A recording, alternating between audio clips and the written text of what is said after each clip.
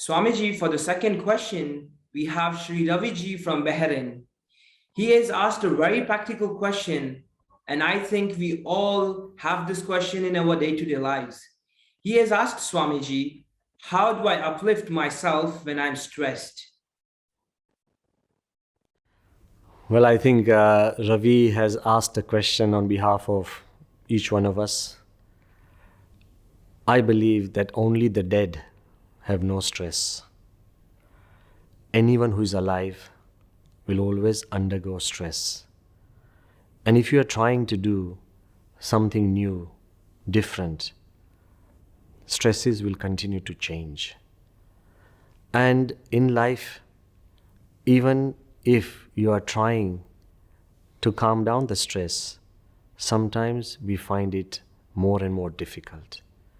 So, of course, your question is highly appropriate for each one of us, that how do we uplift ourselves from stress?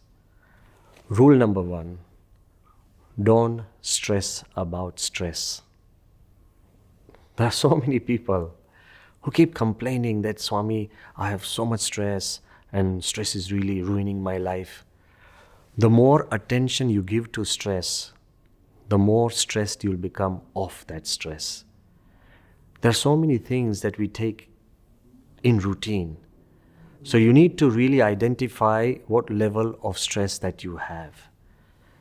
If the stress is really affecting your life or you are stressing about small things. Mahansai Maharaj has often said that sometimes we major in minor things. The issues may be too small. If somebody is late and you can still accommodate that lateness, then you don't need to stress about that. But if somebody is late and you're going to miss a flight, you say, of course, then I need to stress about that. But that stress is not really going to change the timing of that flight. So what is within your control, you can stress and change. What is not in your control, you just need to pray for that. So how do you really come out of stress? First, most importantly, you have just answered the question in your question itself. You need to come out of stress. What do you do when you fall? You get up. When you stop getting up, you never walk again. Look at the life of a baby.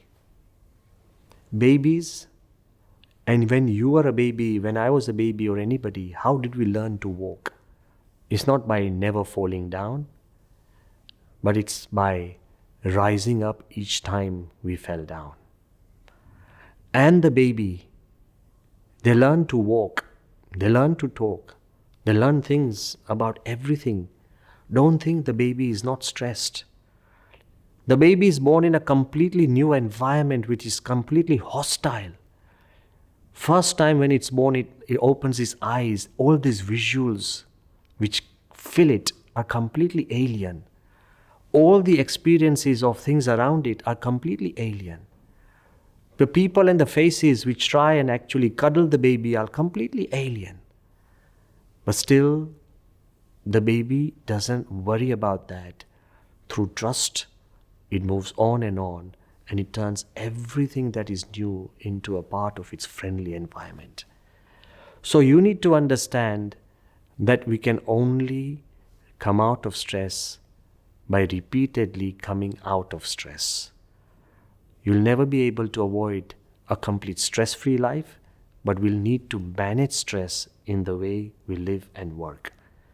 So let's understand that if you and I have stress, and if you are depressed to such an extent that you really can't come out of stress, Gunathanan Swami has given a wonderful example that once there was a horse and it broke his leg in a dream. The vet came and they examined the horse. The horse was completely fine, but he just would refuse to put that leg onto the ground as if it was broken. So what was the way? When there was nothing wrong with that horse, the vet suggested that you gather maybe 50, 60 horses together and then make a bang and let the horses all run all at one time. This horse, which had broken a leg in its own dream, was amongst that entire group of horses. And when that group of horses that ran, seeing everybody run around him, that horse was motivated to put a foot onto the ground and felt that it wasn't broken, it too started running. So one way of de-stressing yourself is to surround yourself with people who are friendly, who motivate you and encourage you, and you feel comfortable with. Keeping the right company also helps you come out of depression.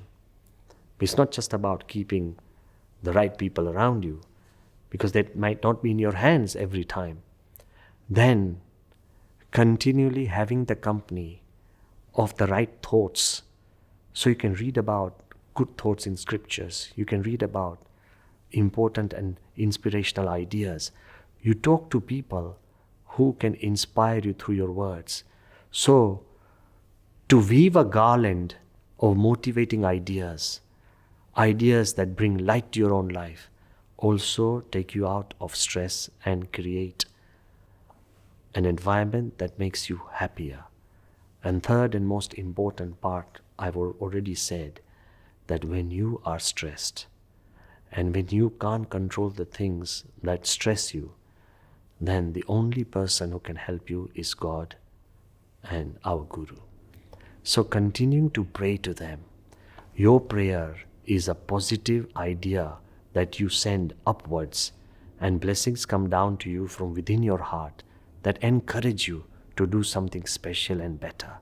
So in one way, praying to God and at the same time reviving wonderful old memories, whether they are memories which are bright, happy times, memories where you have prayed to God and those prayers have been fulfilled and answered, memories of your friends who have come out of such situations. So fill your life with positive friends, positive words, positive thoughts, positive memories, and positive prayers. And I believe that you will never stop walking. You'll start running.